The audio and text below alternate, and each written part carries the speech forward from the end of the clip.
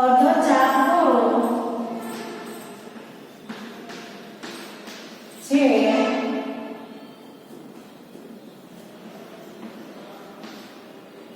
પેલા ભુજને પી બિંદુમાં અને બીજા ભુજને ક્યુ બિંદુમાં છેદશે. ત્રીજું, પરિઘ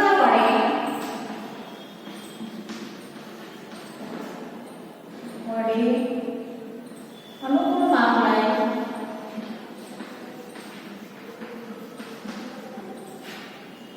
લઈ પી અને ક્યુ બિંદુથી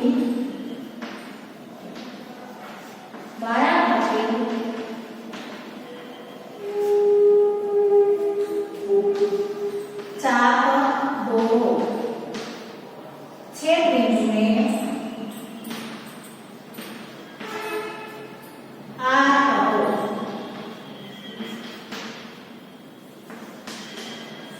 ઓ આ જોડો જે સમમિતિની રેખા છે.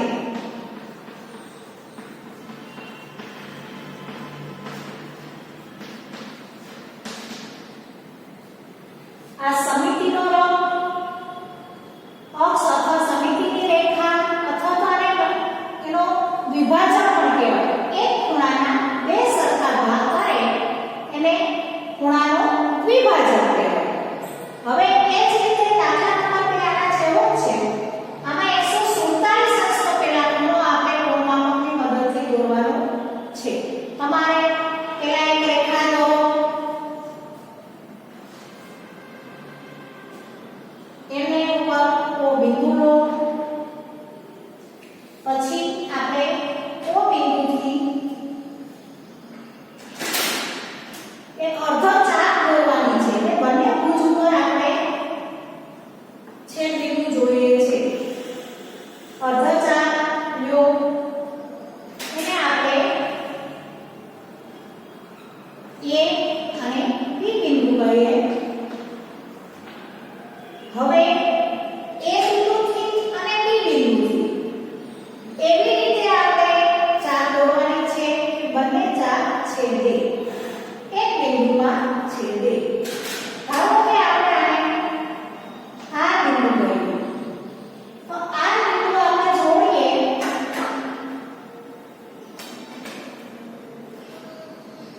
આ ઓ આ છે એ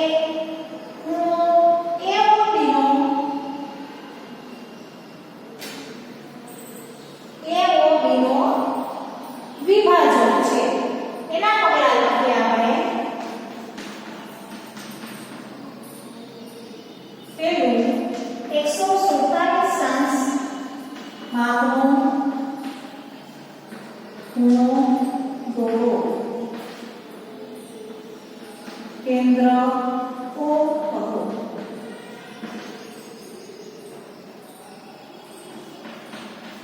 પરિઘ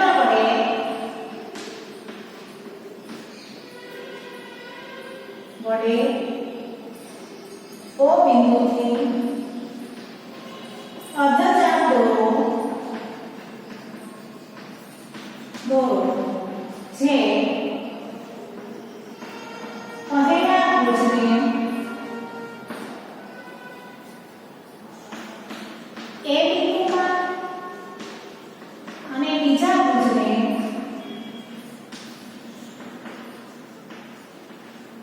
બી બિંદુમાં છેદશે.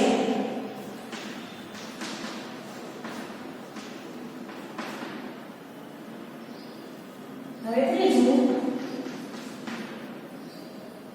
પરિઘ વડે અનુકૂળ ત્રિજ્યા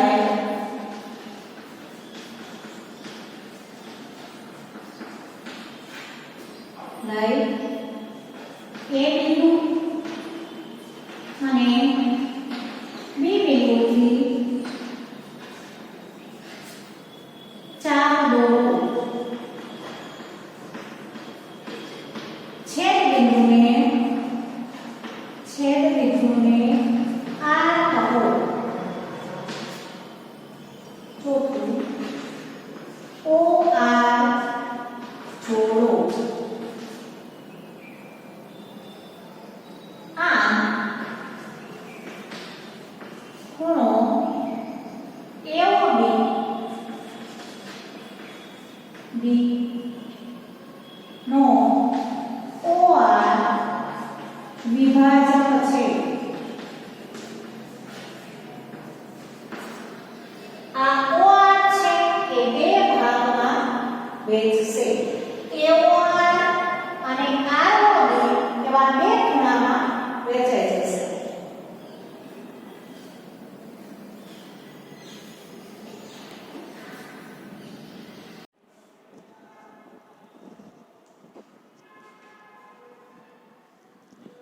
દાખલા નંબર 3.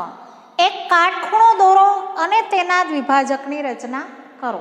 આગળ આપણે 2 દાખલા જોઈ ગયા. એ જ રીતે આપણે પહેલાં કોણ માપકની મદદથી 90 અંશનો ખૂણો દોરવાનો છે.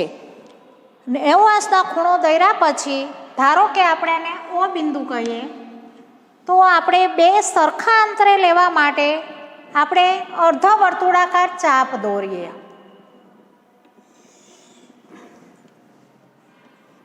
આ બંને બિંદુને આપણે એ અને બી કહીએ. હવે બંને બિંદુથી જો તમે ચાપ દોરો એટલે એ જોડતા વિભાજક થશે.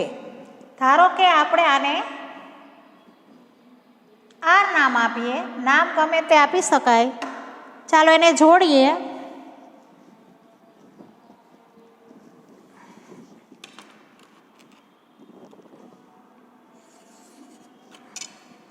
આ ઓ આર છે એ ઓ બીનો વિભાજક થશે.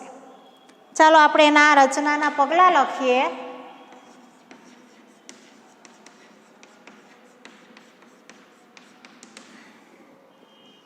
કોણ માપક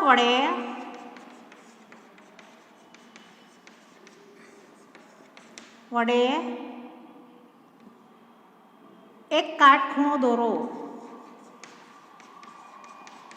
કાટકોણ દોરો. કાટખૂણાના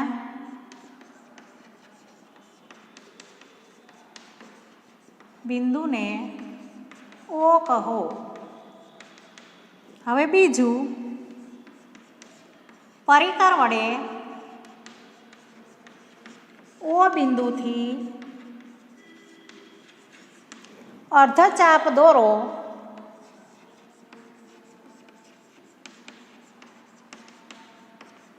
જે પહેલા ભુજને એમાં અને બીજા ભુજને બી બિંદુમાં છેદશે.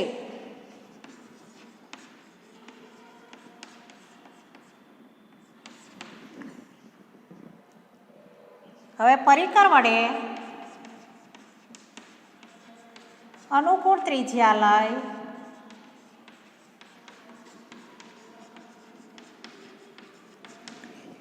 એ અને બી બિંદુથી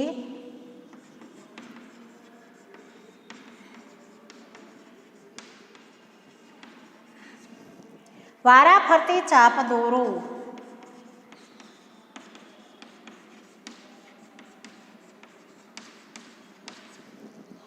છેદ બિંદુને આર કહો.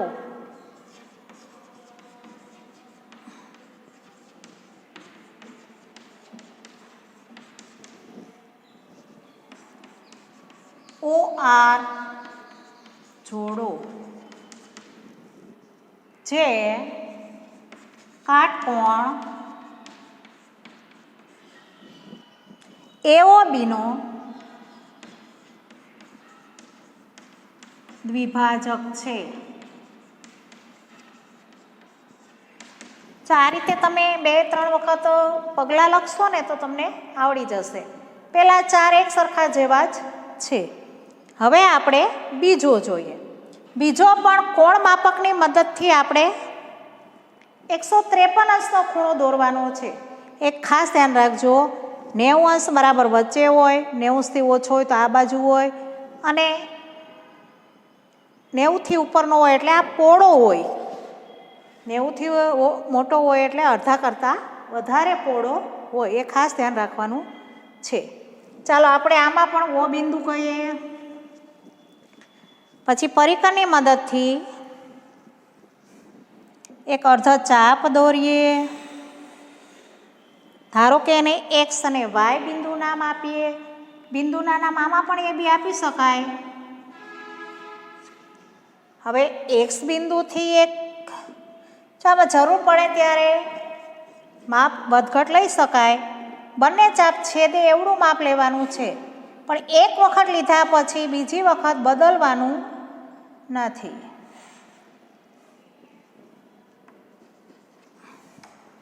એને સ્કેલ વડે, અને ધારો કે આપણે ઝેડ બિંદુ નામ આપીએ તો એને આપણે જોડી દઈએ. તો જ્યાં સુધી કીધું ના હોય ત્યાં સુધી બિંદુના નામ તમે ગમે તે આપી શકો. તો આ ઓઝેડ જે કિરણ છે એ XOY ખૂણાનો દ્વિભાજક છે. ચાલો હવે આપણે પગલાં લખીએ. તમે પણ પગલાં જાતે લખવા પ્રયત્ન કરજો. પહેલું, કોણ માપક વડે 153 અંશનો ખૂણો દોરો. ખૂણાના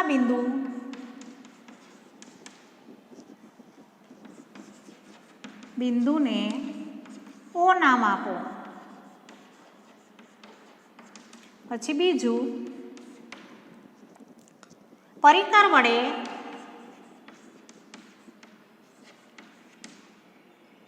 O બિંદુથી ચાપ દોરો જે પેલા ભુજને અથવા કિરણને, પેલા ભુજને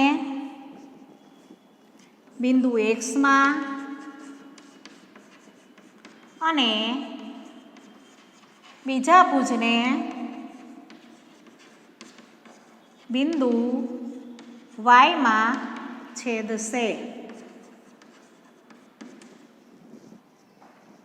હવે ત્રીજું પગલું, એક્સ અને વાય બિંદુથી અનુકૂળ ત્રિજ્યા વડે